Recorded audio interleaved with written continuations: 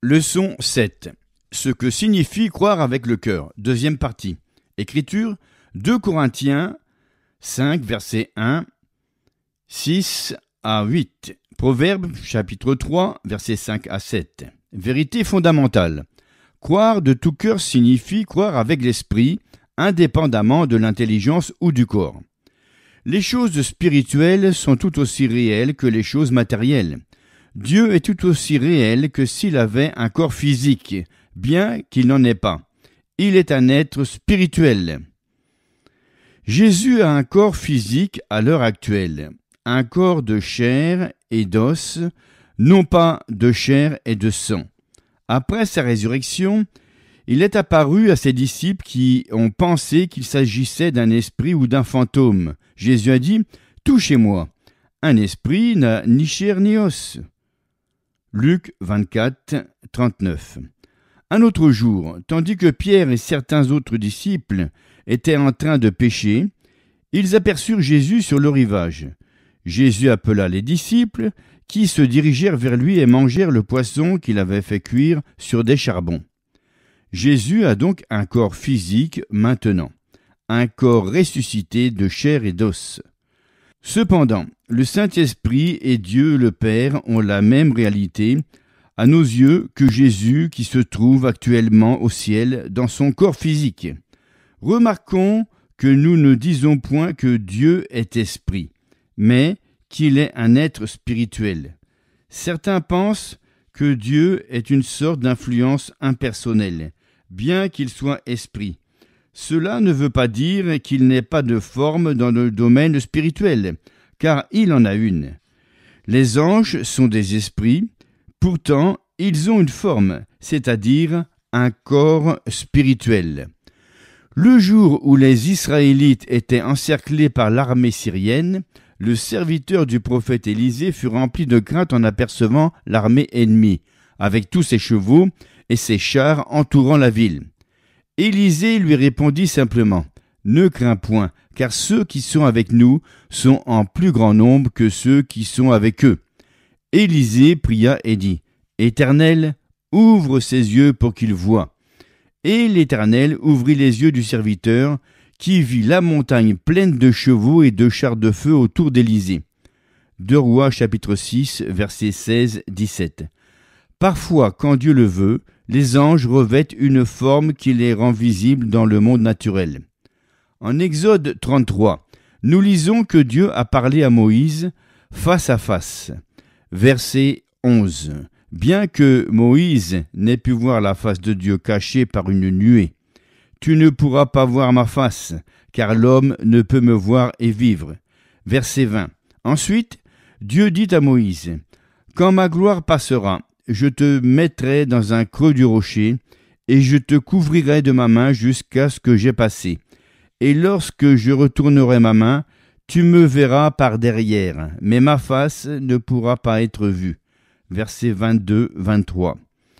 Même si Dieu est esprit, nous savons qu'il a un visage et des mains, une forme. Il n'est pas moins réel en tant qu'esprit qu'il ne le serait dans un corps physique. Les choses spirituelles sont tout aussi réelles que les choses matérielles.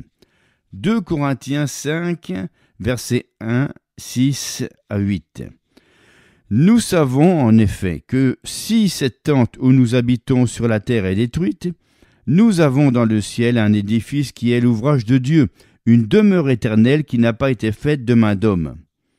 Nous sommes donc toujours pleins de confiance, et nous savons qu'en demeurant dans ce corps, nous demeurons loin du Seigneur, car nous marchons par la foi et non par la vue. Nous sommes pleins de confiance, et nous aimons mieux quitter ce corps et demeurer auprès du Seigneur. Quand notre corps sera enseveli, nous garderons auprès de Dieu la demeure qui n'est pas faite de main d'homme, et nous vivrons éternellement au ciel. Qui quittera ce corps terrestre? Le véritable nous, l'homme intérieur, quittera ce corps. 1 Pierre 3, verset 4, appelle notre esprit, la parure intérieure est cachée dans le cœur. Le mot « cœur » est utilisé une fois encore. L'homme intérieur, notre esprit, est appelé l'homme caché. C'est l'homme du cœur, de l'esprit. Il est caché à l'homme physique ou naturel. Romains 7, verset 22, appelle l'esprit l'homme intérieur. Car je prends plaisir à la loi de Dieu selon l'homme intérieur. Ainsi, l'homme intérieur et l'homme caché sont des termes utilisés par Dieu pour définir l'esprit humain. L'homme véritable est un être spirituel. Il a un corps et une âme. Il entre en contact avec le domaine spirituel par son esprit. Il touche le plan intellectuel par le biais de son âme et le domaine physique par son corps. Nous ne pouvons entrer en relation avec Dieu par l'intermédiaire de notre intelligence, ni par le moyen de notre propre corps. Dieu ne nous est accessible que par notre esprit. La parole de Dieu, clé de la foi du cœur. Quand nous entendons prêcher la parole de Dieu, nous écoutons avec notre intelligence naturelle. Avant que nous devenions chrétiens, le Saint-Esprit, par la parole, parlait à notre cœur ou à notre esprit.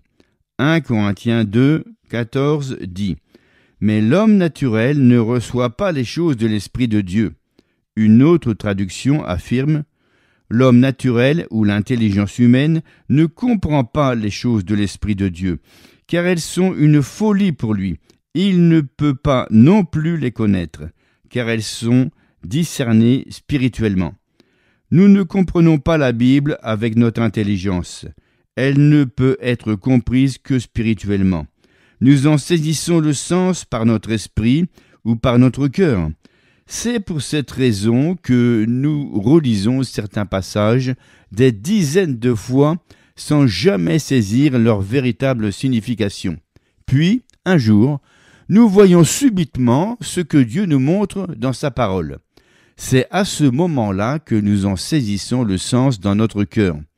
Nous devons recevoir la révélation dans notre cœur. C'est pourquoi il nous faut compter sur l'Esprit de Dieu pour qu'il nous dévoile la parole. Par voie de conséquence, la foi du cœur signifie croire avec l'Esprit. Comment notre esprit acquiert-il la foi que notre intellect ne peut obtenir? Par la parole. En disant « L'homme ne vivra pas de pain seulement, mais de toute parole qui sort de la bouche de Dieu. » Matthieu 4, verset 4. Jésus parlait d'une nourriture spirituelle. Il utilisait un terme naturel pour exprimer une idée spirituelle. Notre esprit se remplit d'assurance et de confiance quand nous méditons la parole, qui est la nourriture de l'esprit et de la foi. La parole de Dieu nourrit et fortifie notre esprit. La foi du cœur croit sans prendre en considération ce que notre corps physique ou nos sens naturels nous indiquent. L'homme naturel croit ce qu'il voit avec ses yeux de chair, ce qu'il entend avec ses oreilles physiques et ce qu'il ressent par le biais de ses sensations humaines. Par contre, l'esprit ou le cœur croit la parole de Dieu sans tenir compte de ce qu'il voit, entend ou ressent. Proverbe 3, versets 5 à 7. Confie-toi en l'Éternel de tout ton cœur et ne t'appuie pas sur ta sagesse. Reconnais-le dans toutes tes voies et il aplanira tes sentiers. Ne sois point sage à tes propres yeux, crains l'Éternel et détourne-toi du mal. La plupart des gens mettent en pratique le verset 5, mais à l'envers. Ils se fient à leur entendement et ne s'appuient pas sur leur cœur. Jacques 1, 19 déclare « Que tout homme soit prompt à écouter, lent à parler, lent à se mettre en colère. » Voici un autre verset que nous avons tendance à inverser. Nous sommes prompts à parler, prompts à nous mettre en colère, mais lents à écouter. Le verset 7 de Proverbe 3 dit « Ne sois point sage à tes propres yeux ».